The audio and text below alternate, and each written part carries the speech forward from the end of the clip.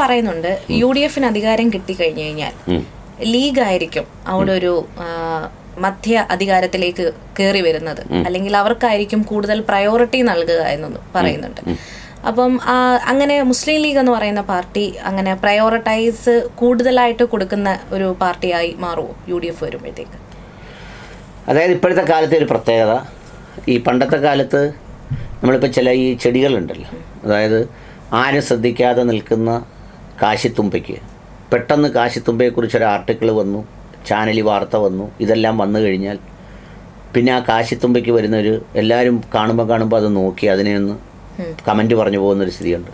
മത്തിക്കൊക്കെ ഇപ്പോൾ എന്തൊരു ഗമയാണ്, പണ്ടത്തെ കാലത്തെ പോലെയല്ല. പണ്ടൊക്കെ മത്തി എന്ന് പറഞ്ഞാൽ ഏതാണ്ട് അവഗണിക്കപ്പെട്ട അരികുവൽക്കരിക്കപ്പെട്ടവൻ്റെ കൂട്ടാണ് ഞാനൊക്കെ ചെറുപ്പത്തിൽ മീൻ വാങ്ങിക്കാൻ പോകുമ്പോൾ കാണുന്നത്. ഇപ്പം മത്തി എന്ന് കണ്ടാലുടനെ എൻ്റെ മനസ്സിൽ തോന്നുന്നത്, ഓ ഇതായിരിക്കുന്നതാ ഹൃദയരോഗത്തിന് ആശ്വാസമായവൻ, ജീവൻ കൂടുതൽ നൽകുന്നവൻ. എന്താ കാര്യം, അതിനെക്കുറിച്ച് ആർട്ടിക്കിളൊക്കെ വന്നപ്പോൾ എന്ന് പറഞ്ഞതുപോലെ ഇസ്ലാമോഫോബിയ വന്നപ്പോൾ ഈ മുസ്ലിം പേരുകാർ, മുസ്ലിം കടകൾ, മുസ്ലിം വസ്തു, മുസ്ലിം ദേവാലയങ്ങൾ എന്നൊക്കെ പറയുന്നത് പോലെ മുസ്ലിം ലീഗ് എന്ന് പറയുന്ന രാഷ്ട്രീയ പാർട്ടിയെ അത്തരത്തിലൊന്ന് വർഗീകരിച്ച് അതിൻ്റെ ഒരു രൂപവും ഭാവവും നൽകി അങ്ങനെ ഒന്ന് പ്രചരിപ്പിക്കേണ്ടത് ആവശ്യമായിട്ടുള്ള ഒരു സാഹചര്യം, അതിനൊരു മാർക്കറ്റ് വാല്യൂ ഉണ്ടെന്ന് തോന്നിയിട്ടാണ് ഈ ആക്രമണം തുടങ്ങുന്നത്.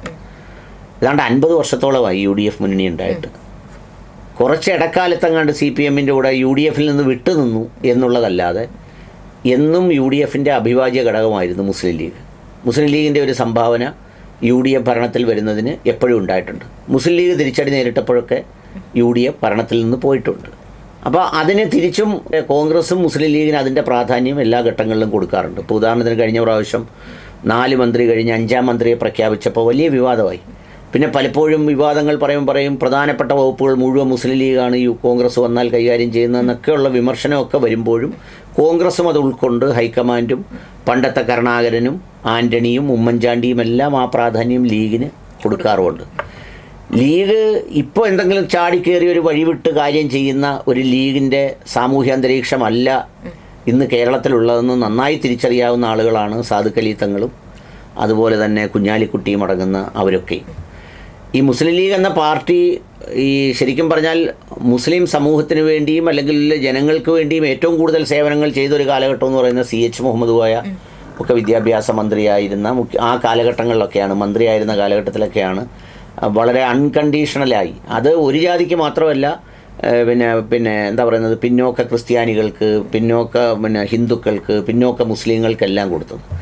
ഇപ്പോൾ അങ്ങനെയൊന്നും ചെയ്യാൻ പറ്റില്ല. ഇപ്പോൾ നമ്മൾ തമാശയ്ക്ക് പറഞ്ഞാൽ ഒരു മുസ്ലിം ലീഗ് നേതാവ് ഒരു ബനിയൻ എടുത്തിടുമ്പോൾ ഏത് നിറത്തിലുള്ള ബനിയനാണ് ഇടുന്നതെന്ന് ശ്രദ്ധിച്ചിടണം. പച്ചയായി പോയാൽ വലിയ കുഴപ്പമാവും. ഈ രാജ്യത്ത് കേരളം ഹരിതവൽക്കരിക്കാൻ ബനിയൻ ഇട്ടുകൊണ്ട്, അതായത് രാഹുൽ ഗാന്ധി അന്ന് ഫസ്റ്റ് വയനാട്ടിൽ മത്സരിക്കാൻ വന്ന സമയത്ത് ലീഗിന്റെ കൊടി കണ്ടപ്പോൾ പാകിസ്ഥാന്റെ കൊടിയാണ് എന്ന് പറഞ്ഞ്, അത് സത്യം പറഞ്ഞു കഴിഞ്ഞാൽ അതിൽ കോമഡി എന്ന് വെച്ച് കഴിഞ്ഞാൽ CPM-കാരുടെ കാര്യമാണ്. കാര്യം ഈ ഇലക്ഷൻ സമയമാകുമ്പം, പ്രത്യേകിച്ച് നിയമസഭാ ഇലക്ഷന്റെ സമയമാകുമ്പോൾ നമ്മുടെ ഈ മലബാർ സൈഡിലോട്ടൊക്കെ പോയി കഴിഞ്ഞു കഴിഞ്ഞാൽ CPM-ന്റെ കൊടിയുടെ കളറിലൊക്കെ കുറച്ച് മാറ്റമൊക്കെ വരും. കാരണം ചിലതിനകത്ത് പച്ചയ്ക്കകത്ത് അരിവാൾ ചുറ്റിയ നക്ഷത്രമൊക്കെ അടിച്ചു വെക്കും, ചിലർ അങ്ങനെ കളർ വ്യത്യാസങ്ങൾ കാര്യങ്ങൾ വരാറുണ്ട്. അപ്പം ആ കാര്യങ്ങൾ, അതായത് ഇപ്പം അങ്ങനെ നമ്മൾ ഒരു സൈഡിലോട്ട് പോകുമ്പോൾ അങ്ങനെ കമ്മ്യൂണൽ ബേസ്ഡ് ആക്കി ഒരു പാർട്ടി നമ്മൾ കാണിക്കേണ്ടതായിട്ടുണ്ട്. അതായത് ഒരു രാഷ്ട്രീയ പാർട്ടി കമ്മ്യൂണൽ ബേസ്ഡ് ആയിട്ട് കാണിക്കണം.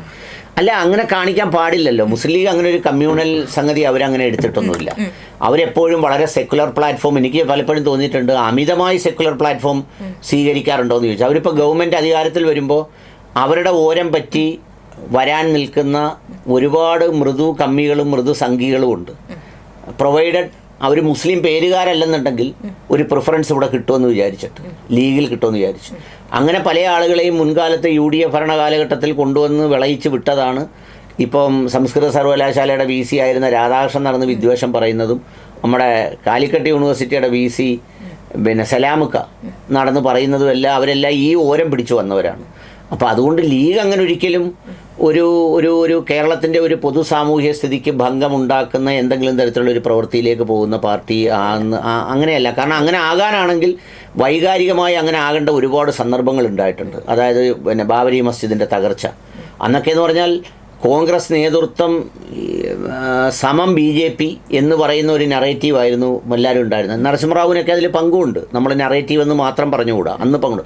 പക്ഷേ ഇപ്പോഴത്തെ കോൺഗ്രസിൻ്റെ രാഹുൽ ഗാന്ധിയോട് ആരും അങ്ങനെ ചേർത്ത് വെക്കില്ല. കാരണം he's A loan fighter, he's A free fighter, he's A fearless fighter of BJP. അപ്പോൾ അതുകൊണ്ട് ഇപ്പോൾ അങ്ങനെ ലീഗിൻ്റെ മുന്നിൽ അങ്ങനെ ഒരു സാധ്യതയൊന്നുമില്ല. അങ്ങനെ ഉണ്ടായിരുന്ന സമയത്ത് പോലും അവർ വൈകാരികമായി എന്തെങ്കിലും തരത്തിലൊരു അഭിപ്രായ പ്രകടനം നടത്തി ജനങ്ങളെ വൈകാരികമാക്കാനോ അതിര് വിട്ട് പ്രവർത്തിക്കാനോ ക്രമം വിട്ട് പ്രവർത്തിക്കാനോ പിന്നെ അതുപോലെ കേരളത്തിൻ്റെ ഒരു സെക്യുലർ പ്ലാറ്റ്ഫോമിന് എന്തെങ്കിലും ഇതുണ്ടാക്കുന്ന തരത്തിൽ പ്രവർത്തിക്കാനോ ഒന്നും അവർ തയ്യാറായിട്ടില്ല. അപ്പോൾ അതുകൊണ്ട് അങ്ങനെ ഉണ്ടാവുമെന്ന് ഞാൻ പ്രതീക്ഷിക്കുന്നില്ല.